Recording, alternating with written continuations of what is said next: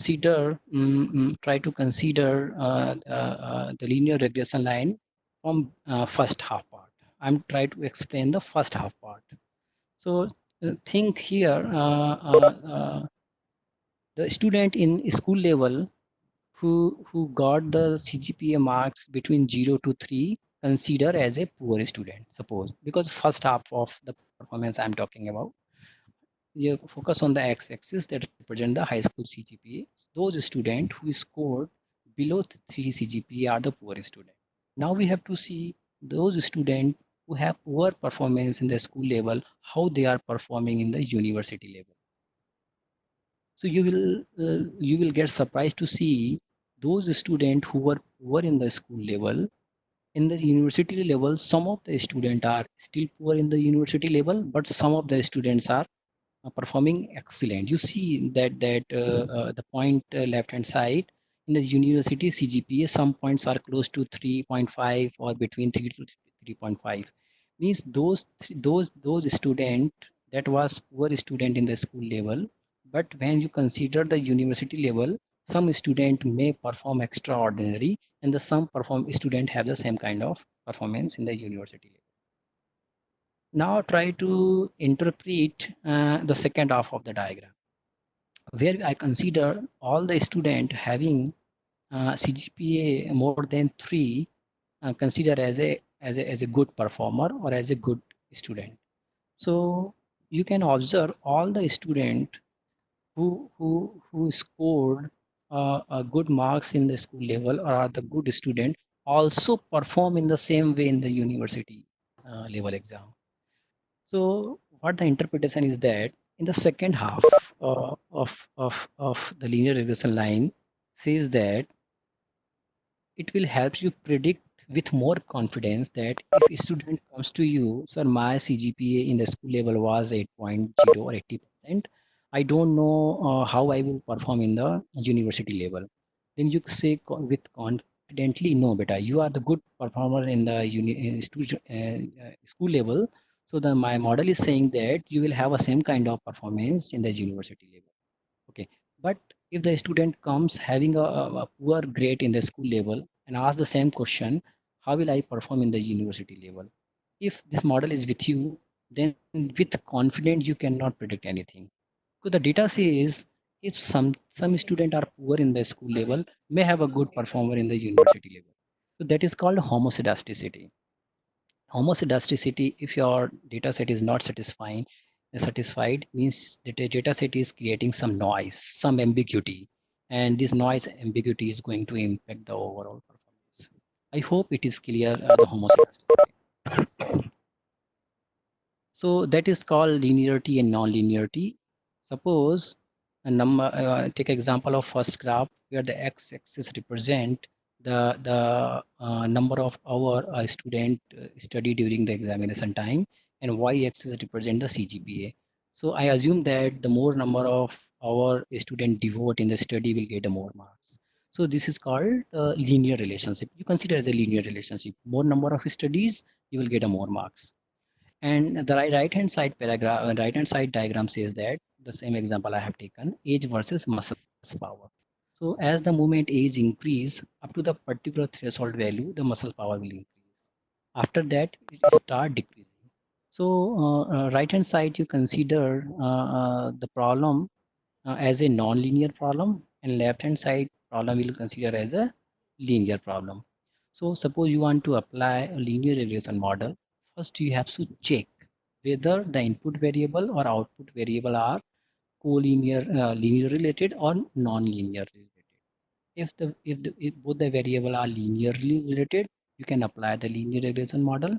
The variable are non-linear related, you have to go for polynomial linear regression. I will also discuss what is the polynomial linear regression. Last two diagram, what I want to convey over here. Uh, I, I want to draw in the linear regression. In the linear regression, I want to draw a line. That line will best represent the data distribution. It is the line, I agree with that, but the shape of the line is decided by the how the data is distributed. If the data is linearly distributed, the line will try to follow that distribution.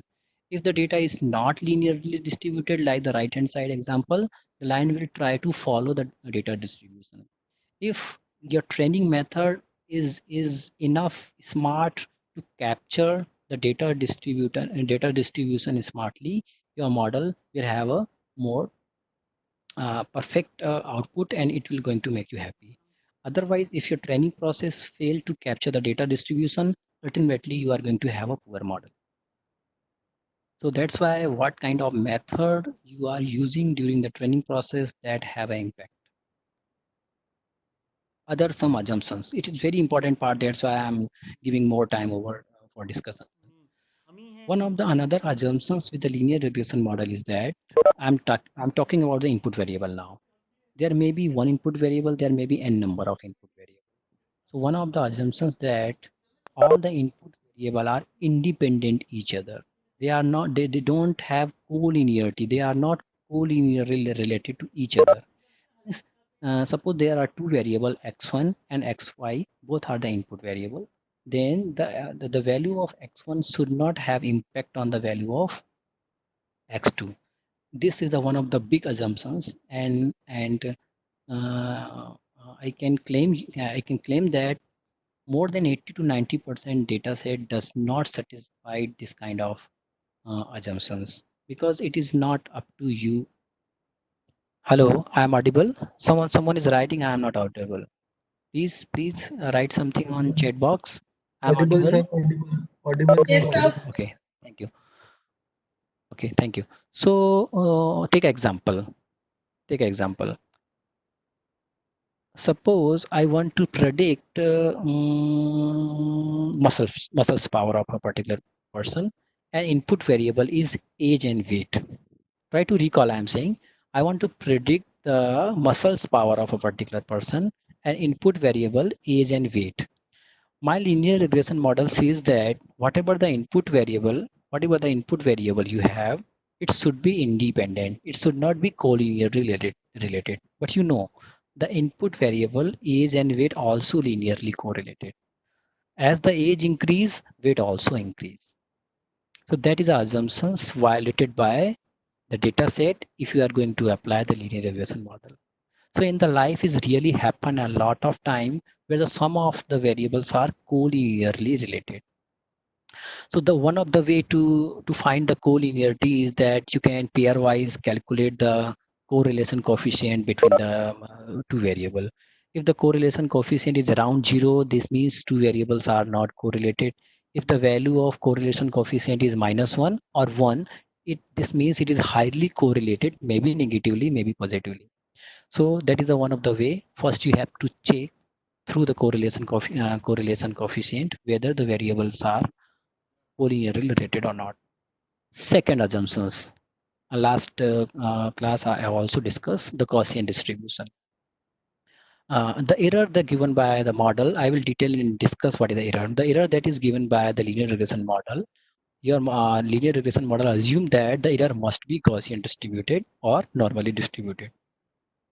If you plot a histogram of the error, the shape should be a Gaussian curve, I mean to say. So in detail, I will discuss in later slide. Rescale the input. Again, that point came over here. Keep in mind one formula. Whatever the machine learning algorithm you want to implement, you want to use, if that algorithm is based on the distance matrix, in the distance matrix. So in the distance matrix based any machine learning algorithms, if you want to use, you have to go, and it is highly desirable to first perform rescaling the input. First you have to rescale the input either by using normalization, either by using standardization. It is highly desirable to first rescale the input, then apply any machine learning algorithm that is distance based algorithm, where you are going to use the distance between 2 points, I mean to say. I will discuss all those things in the lab session, and I will expect you try to train your model with the data set without scaling and see the performance, and then rescale the data set, apply the same model and see the performance hike. So through your hand, through your lab, you can also see the impact of rescaling.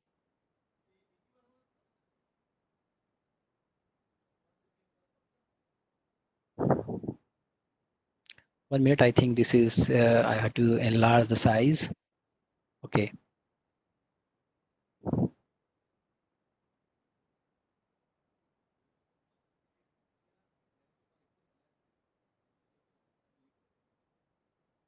Okay.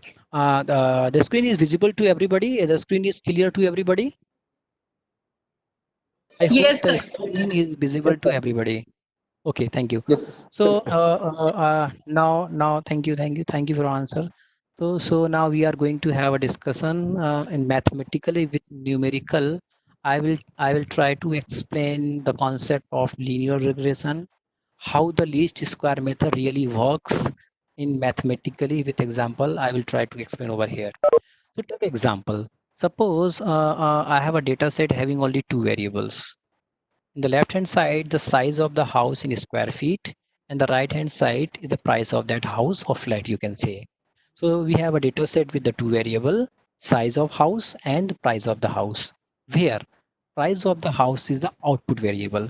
Means I want to develop an application where the somebody will tell about the size of the house. I will predict its correct or suitable price. So the output variable is the price, that is y. Input variable is the size of the house. Let's see how it will happen.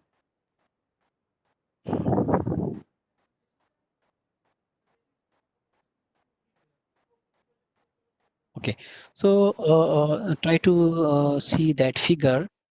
Uh, what I want to explain over here with the figure is that first we have to see the plot, how the data are distributed.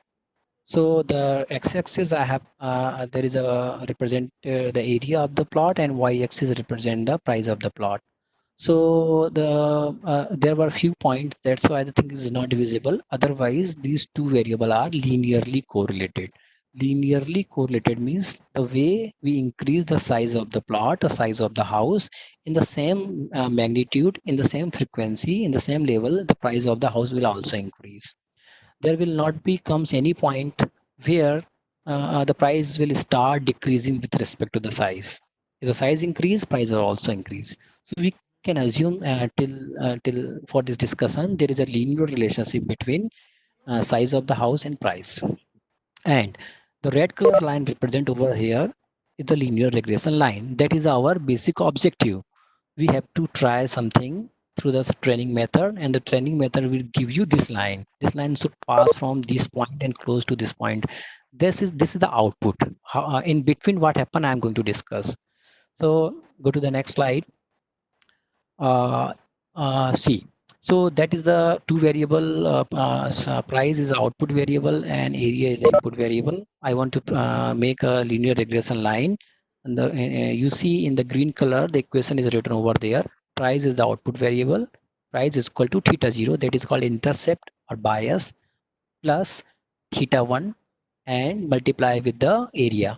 Area is the input variable, and we know that in linear regression line, every input variable is associated with the coefficient that is called here theta 1, that is represented by the theta 1. Now, this is the line, but we don't know the value of all the coefficient.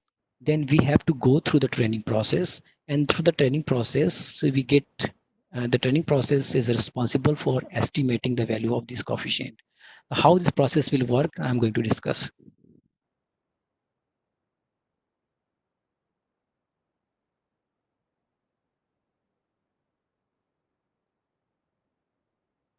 Okay, so we have seen the distribution of the data, and we assume where there are two variable, one input variable and output variable, and a relationship is linear. We assume it, and we will. Now the question is that we have to draw a line. Try to understand what I'm saying. Now we have to means system have to draw a line that will best represent the data distribution. In the last slide, we have seen ultimate objective of the training is that to capture the data is distributed, the way data is distributed. If the data is linearly distributed, my lines should try to go across all the data points or close to all the data points. So then the question is that there may be a infinite number of line that can go through these data points. So there is, how can we converge? How can we find a final optimal line that we can say that is a line that is really going to best represent the data distribution? If we able to find that kind of line, then we can say our system training process is completed, our system is converged, and this is the final output or final line. But the question is that how it is possible to find a single line in the picture that we may draw randomly crores or thousands of the line over the data set. Out of those thousands of the line, how can I find the optimal line? So So you can, this what system will try to do. I'm going to explain the working of least square method. The system will try to do what? It will draw a line, then check something. I will discuss what it will like to check something. Then it will change the line. Then there are two or three methods to change the position of the line. The system have to change the line in some mathematical way. So if suppose there is a red color, the red color was the first line. I test the or I measure the performance of the line, red color line. Then I will draw a second line. Then how a system will draw a second line. So the moment will change the angle with respect to the x-axis, you will get a new line. So the angle of blue color line is smaller than the angle of red color line.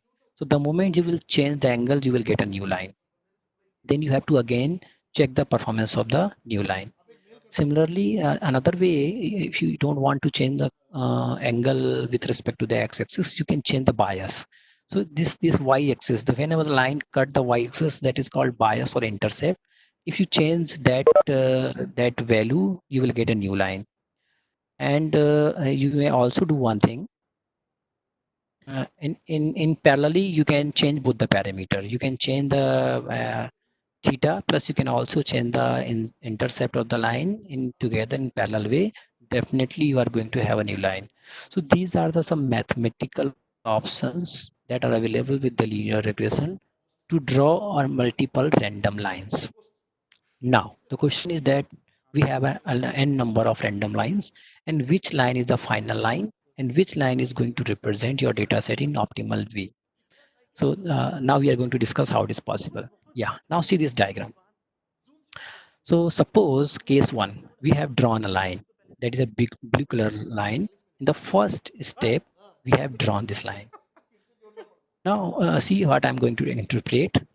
So try to see the table. If area of the house is 1000 square feet, then its real value is 35 lakh. But if you go to the figure, what my model, my line is going to going to predict. My line is saying the first point I'm discussing. See the x-axis 1000 square feet. Then the blue color big point. The line is predicting if the area of the house is 1000 square feet. The line is predicting the output is around 25 lakh. So, but real output is 35 lakh, around that. So that is the value that is predicted by our line is deviated. That is called error. So whatever the value predicted by my model and what is the value given by the real value, if we try to subtract it, we will get the error. So these are the error, and the error is contributed by each and every data points. In our given example, there were 4 data points. You can see all the 4 data points are contributing some error. Error may be negative, error may be positive, or maybe if some data points exactly on the line, the error given by the data points will be 0. So anyhow, all the data point will contribute some error, maybe 0, maybe negative, maybe positive. That's a different issue. So now the question is that what is the total error given by this random line or linear regression line? Obviously, anybody can suggest you can sum all these error, and the total error is the total error given by this line. I agree with that. Okay, so see in this slide, that was the input variable. size of the house, then output variable, that is the output variable that was given in the data set. And third column is the value that is predicted by our line, our linear regression, and see the deviation. If see the 1000 square feet house, the real price of the house is 35 lakh, and my model is predicting the price is 24 lakh. Means the error is 11 lakh around. So similarly, all these are all error we have to calculate and try to see in the last column, that is the error given by all the data points. Some of the error are negative and some of the error are positive. So if somebody will say the total error given by the line, you can sum it, you can add it, but you may observe some of the error are negative. So these error may cancel a big number. So that is not good idea to calculate the total error of the model through the summation of all the error. So one of the solution of this problem is given by that don't do not go to that directly uh, add all the error. You first square each and every error. In this slide, it is visible over there. E1 square plus E2 square plus E3 square plus E4 square dot dot dot En square means whatever the error given by each and every point, we have to square it, then sum it. So in this way, the negative error also become a positive error. Then you sum it, and then whatever the value you are getting after summation, that is called total error given by your line or your model. Somebody can ask, sir, why we are going to square these value? You can take absolute value. So in case if you are going to take absolute value, the negative terms will also go away, and you will have a big number, and you may consider as a total error.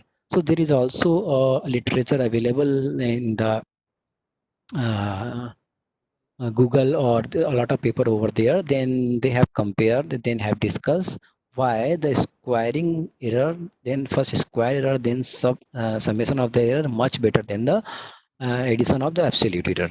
So that thing is not part of discussion. We will discuss in later why the absolute summation is not works as better the square error works. So now you can understand all those things. We have a multiple lines, and all the lines have a total sum of square error, and the line that will give the least sum of the square error will consider as the best line. And out of a number of random training and random consideration of the line, which line give the least square error will consider as a optimal line. And we can say someone is asking how to calculate the E1, E2, and E3 these error. In the next slide, I'm going to consider all those points, the how to calculate all those error. Okay. So this is the formula written over there. Sum of square error we also known as sometime SSE, and we will try to minimize it.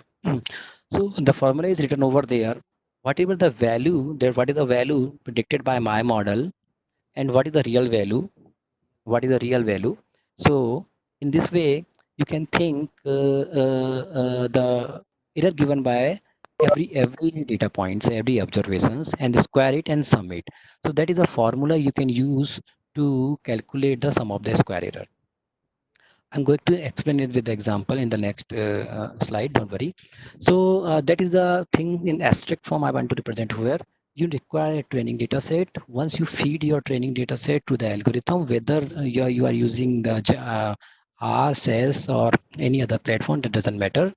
The algorithm that are implemented in that tool will take that data set, it will train, it will try to draw a multiple line. Out of those multiple line, it will try to calculate the SSE.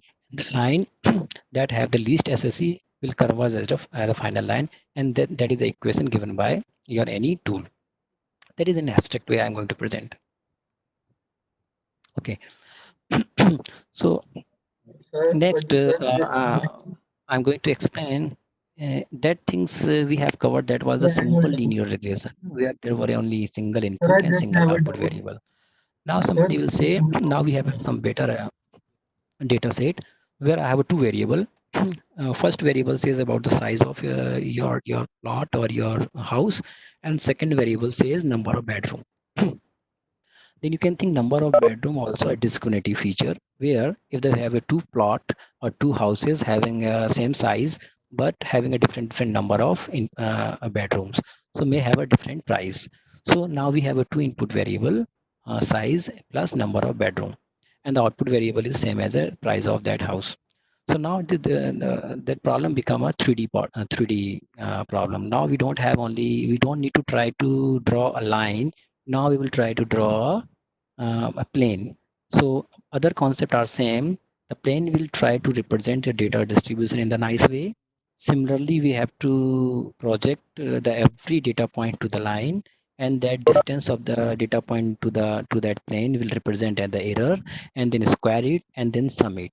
Similarly, we have to draw randomly a number of such kind of planes, and which plane will give the least error will consider as a final linear regression model.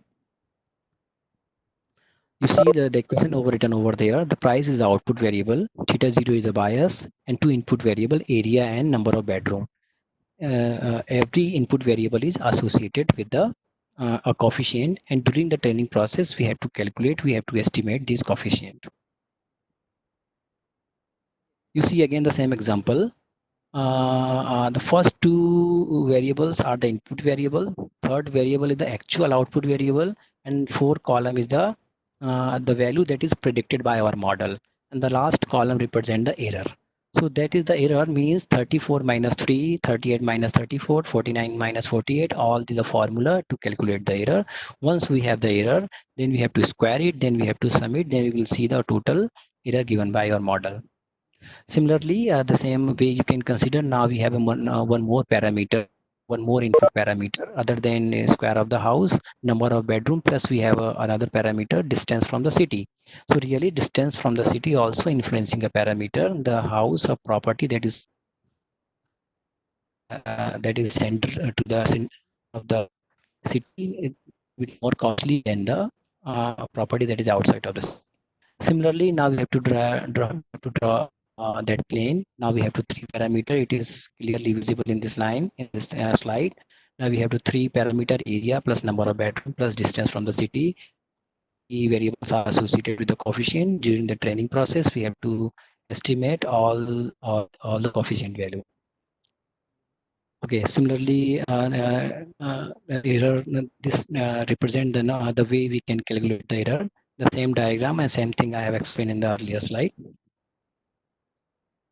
So the finally, in the summary, I'm going to explain that is a formula that is going to have to calculate to the error. Error is nothing but a simply contributed by each and every data points. That is the actual value. Whatever the actual value of that observation, and what is the value predicted by your model, you have to subtract it, then square it, then sum it. That is error given by your model. Now you can see the one of the assumptions in the last lecture I have explained the linear regression. The error. If you have 100 data points, then you will have 100 errors. If you try to visualize that error with a histogram, then you can see the error shape, and that histogram must be look like a Gaussian curve, or normally distributed. That is the concept. That is the one of the mm, prerequisite or assumptions with the linear regression model. Today we are not going to discuss why the Gaussian distribution, why the this curve should be normally distributed, what is the nice property with this distribution. We are not going to discuss today. But you assume that one of the assumptions, once you train a model, you have to visualize it. If all the errors visualizations comes like a Gaussian curve, then you are going to the correct way, and you should go forward.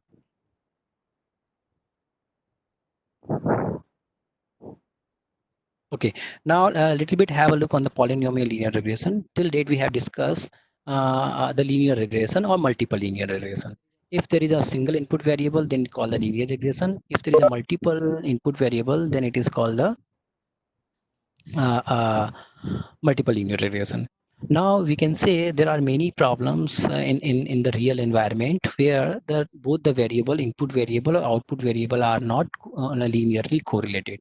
Try to recall the first assumptions we have discussed with the linear regression model. That first assumptions was the input variable and output variable must be linearly related. but sometimes it does not happen. So take example, the data set is visible over here, the age. We have a data set with the two variable, age and salary. I want to predict a salary of a particular person with based on the age.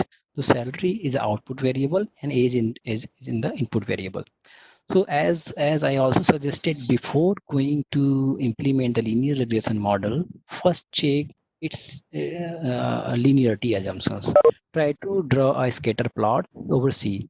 The x-axis represent the age and y-axis represent the salary, and it clearly visible these two variables are not linearly correlated.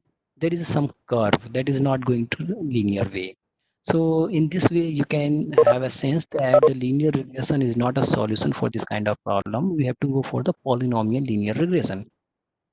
So in the polynomial linear regression, we don't try to draw a line, rather we will try to draw a curve. The curve will try to follow all the data distribution.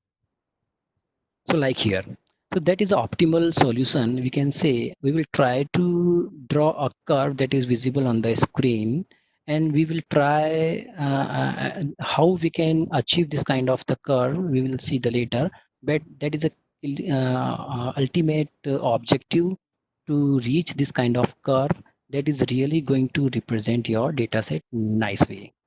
So this the things where we'll try to draw a curve rather than a line. Line is also kind of curve, but here for the understanding I am seeing the curve is other than a line. So if you try to draw a curve that best represent your data set. One thing I want to mention, you may have a, you may train a linear regression model in this kind of data set. You are not going to have any kind of error syntactically, like this is the polynomial curve and it is not possible to draw a line. When you apply linear regression model in this kind of data set that are not linearly correlated, system will not flag any error. You will get a model. However, the model is not going to perform as per your expectation. So if you try to draw this linear model, it is over there. If try to fit the salary is output variable, theta 0 plus theta 1 is, it is a simple linear regression model. If you try to fit that model in the data set, you will get a model, you will train successfully, but the model performance will be the poor and it will not satisfy your expectation. So what is the solution then? The very simple solution is then because there is a constraint that you have only single input variable, so you want to create a more variable. So consider the input variable age. How can you create a more variable? Then somebody can give idea, try to do, you make age square. The third variable I have created age square. So you try to recall the curve fitting when we have a when we have a equation like y is equal to m plus y is equal to theta 0 plus theta 1 x1 square x2 square x3 square, means you try to increase the polynomiality of the curve, then you will get the polynomial curve. So now we have a try to see the line equation now. That is not clear line equation. This is equation of the curve. It is not a linear. That is not linear regression. That is called polynomial linear regression, where now we have two input variable, age plus age square, and both are two independent input variable and associated with the coefficient theta 1 and theta 2. Now we have to apply this data to the algorithm through the training process that I have explained in earlier slide. The least square method, it will try to calculate the error. Then it will try to draw another curve, multiple curve it will draw, and in which curve it will find best curve, it will converge in that way. So now the question is that in the linear regression model, you can change the position of the line in multiple way, like change the slope of the line, change the bias of the line, and both the way. But in the curve, we are not going to draw a line, so that how can I change the curve? You can change the curve with the degree of polynomiality. Means now I want to try this problem with a in different way. Suppose now we have a variable age, then we have created a new variable age square. Then somebody will say, why age square? Why is it not possible to age cube? Yes, you can do. So similarly, now we have a three variable. Now see the in the line age square, age cube. Similarly, someone may suggest why not age to the power 4? Yes, it is possible. Similarly, in And in other way, you can create a more variable. You can use the square root of the age. In other way, is divided by 100. In similar many terms you can include in the equation. Here I want to clear there is no any clear guideline to draw a curve that will really guide you. This much of polynomiality, degree of polynomiality you can go, and this kind of new variable you can create is hit and try only. You have to create a new kind of variables from the existing variable, and you have to see the impact and performance. Any combination that will give the highest performance you consider as the final curve. So overall, there is no straightforward method to calculate the correct degree of polynomiality, but three options are there in the forward selection. The first method, it is a guideline only. It is not foolproof system in the forward selection. In the forward selection says that you start with the simple model with the degree of polynomiality 1, then you train the model, then see the performance. In the second iteration, you increase the polynomiality, degree of polynomiality. Means if the input value for the model first iteration, it was the x, then include x square. Then next time x to the power 3, then continuously, successively, you increase the value of polynomiality. In the forward selection, keep on the keep order increasing until the t-test or p-value of the highest order term is non-significant. So the term I want to explain in here, whenever in the linear regression model, you are increasing the number of the degree of polynomiality means you have a more number of variables. So there is also available a t-test or p-value. I'm not going to discuss what is the t-test, what is the p-value. It is something it automatically comes in the output of the algorithms. The p-value says that the out of available number of variable, which variable is not significant means that variable is not important. So every time when you increase the degree of polynomiality, we have to see the significant level of the highest uh, degree term. If it is non-significant, means if your model suggests that the highest degree of variable is not significant, means you have to stop over there. You should not go to increase the degree of polynomiality. This is the one guideline.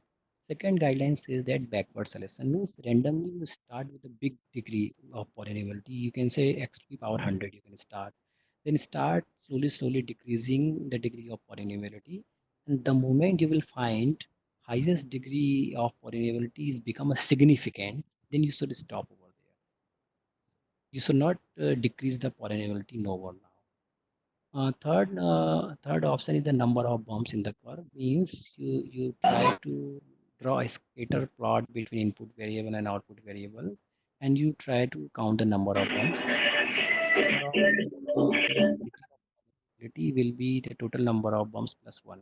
So these are the three methods normally people follow when they are going to fit the polynomial model on the data set. So similarly, in our experiment and whenever you go to apply the linear regression model, there is no any perfect guideline that will tell you it is the ideal value of polynomial. And you have to test it in multiple way. You have to train it and you have to check it. And at the last, you automatically you will find the ideal value of degree of polynomiality.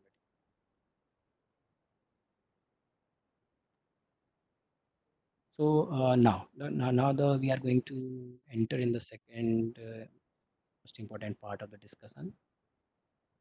Somebody may answer, may ask the question, we want to increase the number of variables. Suppose the input variable was only x1, then we have another variable x squared, then we have another variable x to the power 3 like that. What are the other ways to increase the input variable? So one of the method is that called centered polynomial model. Here what we see, we try to suppose there is a two variable. I have given example. Suppose I want to calculate the muscles power of a particular person, and we have a two input variable, weight and age. So everybody know one of the assumptions with the linear regression model was that whatever the input variable we have, they must be independent. But you know, age and weight also related to each other. The moment age increase, weight also increase. So this is the assumptions that is not satisfied by the data set. Then what is the solution? Then you can do one thing. Both the variable you can apply, you can make them centered. I'm making the center means center the input variable. Sometimes it is says that subtract the variable from it means, and whatever the new variable you will get, that is called centered variable. So this is the procedure where you will get a new variable and hope these new variable are independent each other. Again, you have to check whether the new variable centered variable are correlated each other or not, but you have to check. This is one of the solution that can overcome the variable are collinearly related. Then second one is the moderation. Moderation, or sometimes it is called interaction, where suppose we have a two input variable, floor number and the flat floor number and the area of the flat, and I want to predict the price of that. So we have a two variable. We can make a third variable by moderation.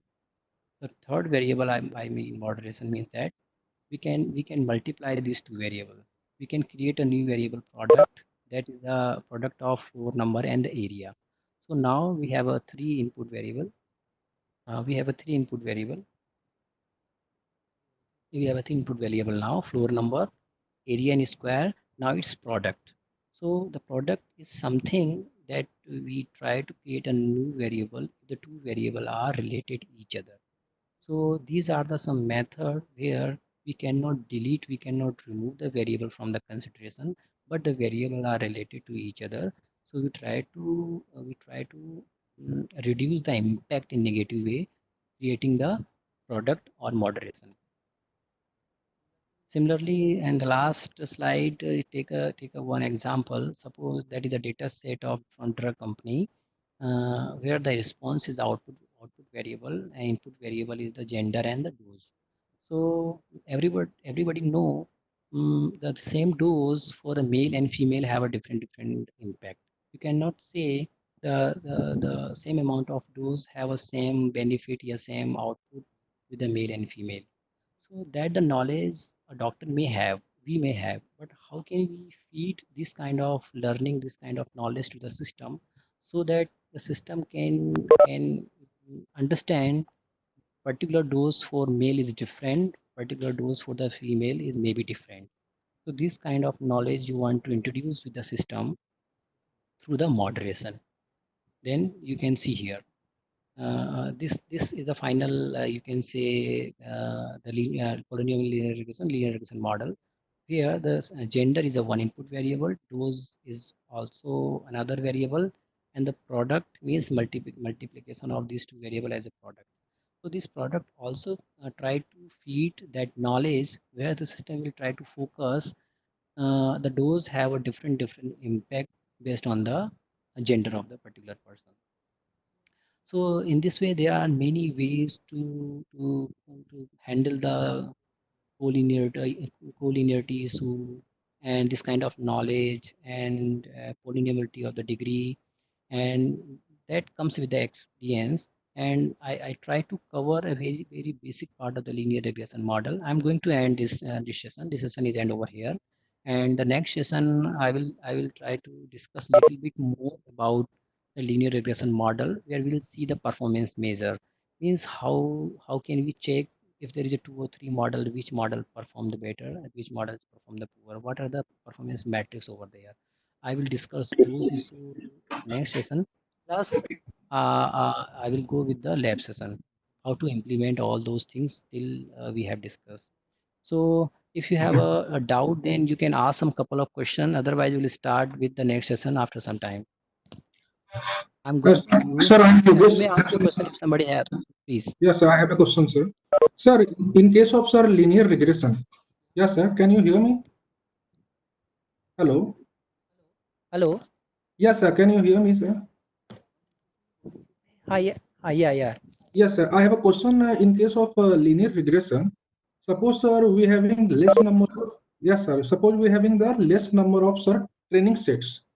So if we're going to Okay. increase, Yeah, if you're going to increase the number of training sets, so number of the magnitude of the error is also going to increase, because what you are doing, we are going to find the square of the errors. So what is Yeah, the yeah. impact on the performance of the linear regression?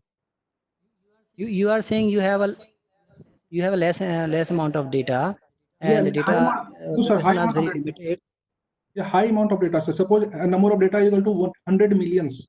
So what will Okay. be the error amount? The magnitude of the error will be very large, because we are going to find the square. I think we must divide some number also, sir, so that we can minimize the error. Yeah, I got your point. Actually, We in the have next a session, we are variance going to have option, that I think performance so. measure that is called RMSE, root mean square error. Yes, So sir. the point I will cover your point there. We are not going to calculate the error only by summation. We have to average it. Hmm. So that is called root mean square error. I will cover in the next session. Sir, I Okay, think sir. that is variance. I think we have variance for that. Yeah, yeah. It will cover in the next session. Not issue. And sir, another part, sir, in a case of polynomial regression, you didn't tell how to find the error, because our curve is our line is in curve. So how to find the error? Same procedure means difference of the actual value minus predicted value ka square. What is the process, Yeah. sir? Same process. Same process. Suppose whatever the curve you have to provide the input, and Hmm. curve will predict some value. Yes, Agree? sir. Hmm. And whatever the actual value you also have, Hmm. so you have to subtract it and see the error. That is the error. So whether it is linear regression or polynomial linear regression, no difference to calculation in the Okay, sir. error. Yes, sir. My last question is there, sir. Can you explain me, sir, what is the meaning of number of bumps in curve? I'm not able to understand. What is number of bumps in curve for choosing the wrong Number technique? of bumps means when you draw a scatter plot, Yes, sir. then you see where the curve is going up and down, up and down. These Okay. big ups and down is the bumps. And that is also called as a variance, means how it is curve is vary, means high variance. Yeah. You can say. Sir, Okay, I sir. have a Thank you. Sir, I have a question. Yes, please. So I mean, you are telling about the convergence, right? Yeah, Convergence, right? The number of please. epochs has it to be fixed by us. What do you mean by actually convergence, sir? You please ask question again. I'm not getting. Who can convert? Sir, the convergence of the graph Yeah, in a training the convergence of the graph, the number of epochs, yeah. the number of What is the question? I'm epochs, not getting. the number of epochs. What can be the minimum and the maximum, or it depends on No. the application what we do? There is no such guideline where somebody will guide you this number of minimum epoch or number of maximum epoch. You have to go to the epoch and you will see where the performance of the model will stop increasing. So you can say the model is converged. Okay, that's fine, sir. Anyone else, please? Hello, sir. Yeah. Sir, you told about Gaussian curve, sir. So could Yeah. you please tell me what is that Gaussian curve means? Means you told about the error. Some Yeah. error it is related to some Gaussian curve. So could you Yeah. please tell me what is the relation between that error and that Gaussian curve? If why Yeah. we should use only Gaussian curve, or we cannot use any other curve? Yeah. Actually, that is a big discussion. I am just answer over there. It take a lot of time. So it is not part of today's discussion. Why only Gaussian curve? I will try to explain in very summary way. So Gaussian curve means if you try to plot the error, so Yes. most of the error must be around the mean value. So if the errors are around the mean value, then during the Hmm. prediction, it is less chance to deviate your prediction from the real value. So required a big time to explain why required only Gaussian curve. So I think it is not Okay, sir. suitable to discuss over here. Okay, sir. Okay, sir. So if we follow Gaussian curve, we will get less number of errors when compared with other Yeah, curves, right? sure. Yeah. Okay, sir. Thank you, sir. Anybody else? Please.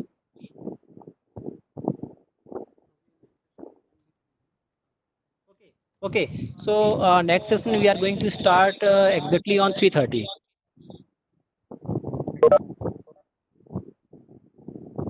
Hello. Hello, sir. Right, sir. All right, on WebEx Hello. only.